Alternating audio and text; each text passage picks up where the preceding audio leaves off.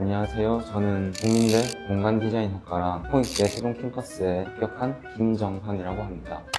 국민대학교에서 한강 작가님의 흰이라는 소설을 주제로 문제가 나왔습니다. 시간에 따른 감정의 변화를 메인 키워드로 삼아서 문제를 풀어내는데 노력을 했고, 거기에 주어진 요소들을 최대한 적극적으로 사용하기 위해 노력했습니다.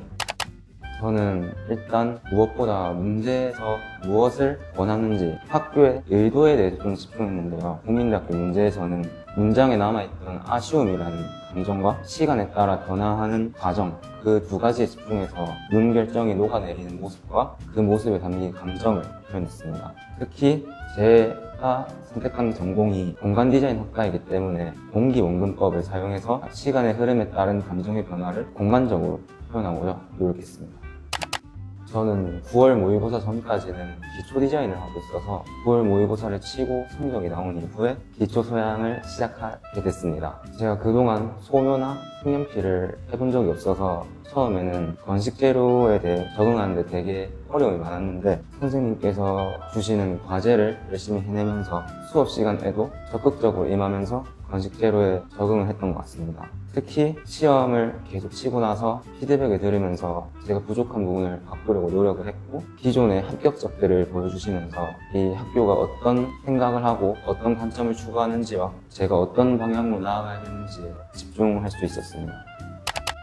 학생들이 부족한 점을 콕 집어서 체크해 주시는 점입니다. 여러 개의 단점이 있으면 하나의 단점을 수정하는 것부터 시작해서 차근차근 모든 단점을 지워나가려고 노력을 하는 스타일이었습니다. 특히 부족한 부분이 왜 부족한지, 이 부분이 왜 이상한지에 대해 설명을 해주고, 또 이런 이상한 부분이 왜 나오게 됐는지 근본적인 문제에 대해서도 찾아보고 고치고 노력했습니다. 자기가 그린 그림이 되게 별로일 때가 있을 겁니다. 다른 친구들이랑 비교했을 때도 내 그림이 왜 이렇게 이상한지, 내가 그림을 정말 못 그리는 건지 생각할 때도 있을 겁니다. 하지만 그런 순간은 누구에게나 언제나 찾아올 겁니다. 다만 차이를 만드는 거는 그 순간에 그걸 어떻게 버텨냈는가, 그 순간을 버텨냈는지 못 버텨냈는지의 관점이라고 생각합니다. 여러 번 찾아오는 절망의 순간에도 꺾이지 않고 계속 나아가야지만 원하는 바를 이룰 수 있을 거라고 생각합니다.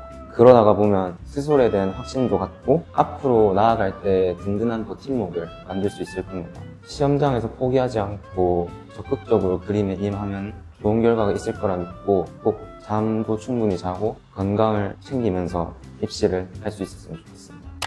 그동안 2년 동안 저를 사람 만드신다고 고생도 많으셨던 것 같고, 힘들었던 때도 많았지만 그때 버틸 수 있게 든든하게 어깨를 빌려주셔서 덕분에 합격을 할 수 있었던 것 같습니다.